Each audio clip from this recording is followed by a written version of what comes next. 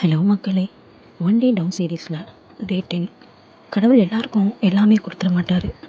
ஏதோ ஒரு காரியத்தை கொடுக்காம கடவுள் வச்சுருப்பாரு. யாருமே சொல்ல முடியாது என் லைஃப்பில் கஷ்டமே இல்லை அப்படின்னு சொல்லிட்டு. ஏன்னா எல்லாருக்கும் ஏதோ ஒரு காரியம் கிடைக்காம கஷ்டப்பட்டுட்ருப்பாங்க, கவலைப்பட்டுட்ருப்பாங்க. ஒரு மனுஷன் பிறந்ததுலேருந்து சாகிற வரைக்கும் பார்த்திங்கன்னா கவலை இல்லாமல் இருக்குன்னு சொல்லவே முடியாது. ஏதோ ஒரு கவலை அவங்கள ஆட்கொண்டு தான் இருக்கும். பிறந்ததுக்கப்புறம் ஒரு ஒரு ஸ்டேஜ்க்கு வர வரைக்கும் ஒரு கவலை இருக்கும்.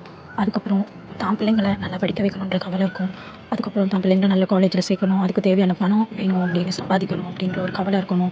அதுக்கப்புறம் பிள்ளைங்க ஆரோக்கியமாக இருக்கணுன்ற ஒரு கவலை இருக்கும். அப்புறம் கல்யாண ஸ்டேஜ் வரும்போது பிள்ளைங்களை கட்டி கொடுக்கணும், அதுக்கு தேவையான பணம் அப்படின்ற ஒரு கவலை இருக்கும். கல்யாணத்துக்கு அப்புறம் பிள்ளையோட லைஃப் நல்லா இருக்கணுன்ற கவலை இருக்கும். அதுக்கப்புறம் பார்த்திங்கன்னா குழந்தை பிறக்கணும் அப்படின்ற கவலை இருக்கும்.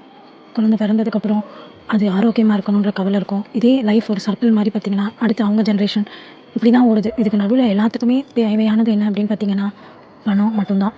அந்த பணம் மட்டும் போதும் அப்படின்னு பார்த்தோம்னா நிச்சயமாக இல்லை. பணம் இருக்கிறவனுக்கும் கவலை இருக்க தான் செய்யுது.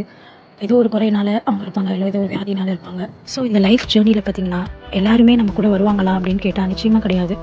நம்ம நினைப்போம் இவங்க நம்ம கடைசி வரைக்கும் நம்ம கூட இருப்பாங்க, ஆனால் அவங்க நம்மக்கிட்ட கூட இருக்க மாட்டாங்க.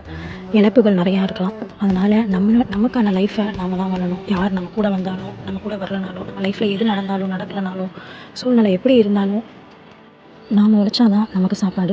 கணவரோ இல்லையோ அம்மா அப்பாவோ இல்லை கூட பிறந்தவங்களோ யாருமே கடைசி வரைக்கும் நம்ம கூட இருக்க போகிறதில்ல. ஸோ எப்போயுமே நம்ம யாரையுமே டிபெண்ட் பண்ணி இவங்க இருந்தால் தான் நம்ம இருக்கோம் அப்படின்ற ஒரு இதில் இல்லாமல் நமக்குன்னு ஒரு சம்பாத்தியம், நமக்குன்னு ஒரு லைஃப்பை நம்ம எப்போயுமே வாழணும். நம்ம கூட கடைசி வரைக்கும் இருப்பாங்க அப்படின்னு நம்ம கேரண்டியாக சொல்ல முடியாது. யாருன்னா கடவுள் மாத்திரம்தான்.